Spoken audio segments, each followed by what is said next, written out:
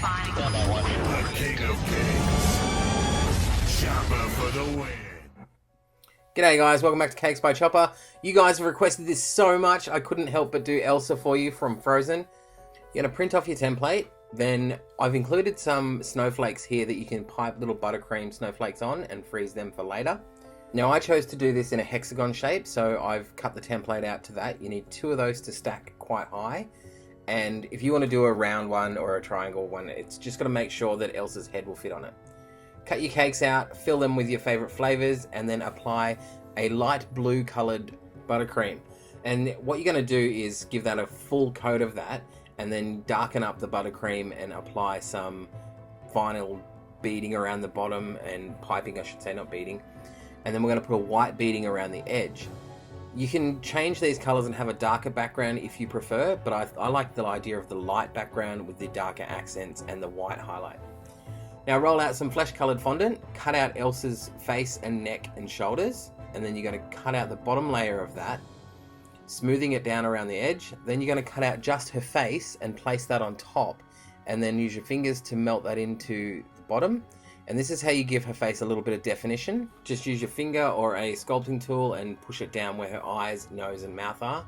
But you want to, like, not actually where it is, but just before it, so you're giving it a bit of a contour. Now with her eyes, you're going to cut out the shape of her eyes out of white fondant and place them on top, using the template to mark out where it goes. Now to get her nose right, I cut along the nose and along the mouth so I could measure perfectly where it is, and then just paint in the eye details with your gel food dyes and a very thin brush. It's quite fiddly, but if you want a really nice result, this is what you're going to have to do. If you wanted to make this a little bit easier, you could just print an image onto the printable rice papers. But where's the fun in that? You know, like the whole idea of creating something out of fondant is fun with me. So with her eyes, you're going to give some purple petal dust across the top. You have to do that afterwards because the gel food dye doesn't stick on top of it. And then paint in her eyebrows with some brown. And I did her nose shadowing and her lips with that, and then fill it with pink. Cut out the hair in a yellow, and you're going to think she doesn't have yellow hair, but trust me, when we layer it on with some silver shimmer dust, it looks a lot better than just a yellow hairdo. Now for the highlights of her hair, or the raised parts, I've just cut them out from the template, placed them on top, and then put the hair lines in with a sculpting tool. This gives it a nice definition, and it just brings it to life a little bit better than a plain painted on look. Now using a little bit of water, glue that to the head, plait some fondant down the bottom, and then trim it to where it goes and add in the hair detail. Then you're going to cover her hair in this silver shimmer dust, and as you can see here, it brings it to that white shine and gives it that really frosty look that she has. But it's keeping the yellow undertones, which gives it volume and body.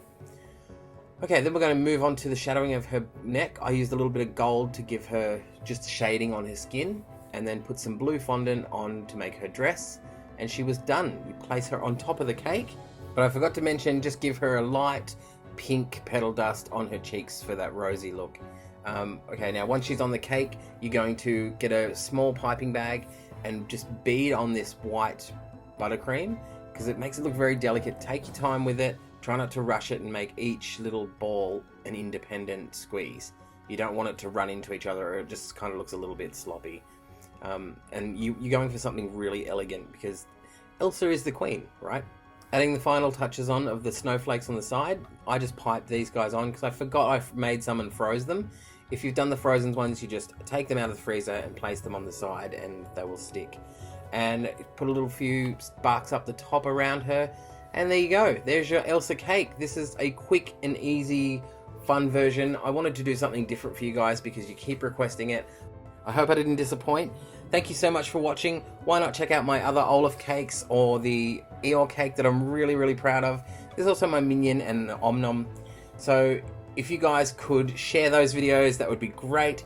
Check me out on all the social media below. Their links are in the description. Thank you so much for watching, and I'll see you next time.